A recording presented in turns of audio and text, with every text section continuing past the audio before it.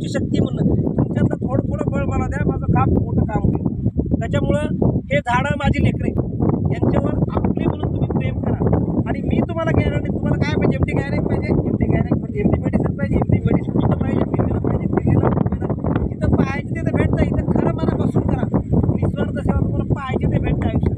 तुम्हाला काय मुलांना सेक्रेटरी करायचं, केंद्रामध्ये सेक्रेटरी, मुंबईला सेक्रेटरी करायचं, इथं मनापासून करा, पाहिजे ते भेटते. कारण याची नोंद वर घेतली जाते, हे लक्षात घ्या. हे फुकट नाहीये, कळालं का? एकही श्वास फुकट भेटत नसतो, हे मोजलेलं असते सगळं.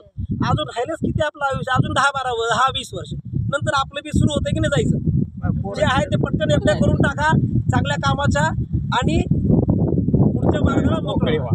असं पोरांमध्ये मी शिकवलेले, पोरांना छान शिकवलं. म्हणजे ते पोरं अक्षर. आणि मुलं कसं भीतीयुक्त आदर करत नाहीत, मनापासून आदर करते.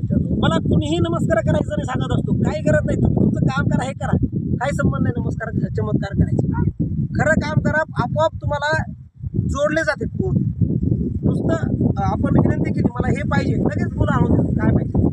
तसंच अभिमानचं पण खूप थोडं काम आहे, त्यानं खूप लांब घेतलेलं आहे काम.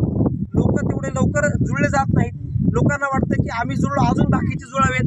तुम्ही निरपेक्षपणे काम करा आणि त्याला विनंती करा, लाखो लोक तुम्हाला जुळतील. कळालं का? 100% जुळतील, प्रश्नच नाही.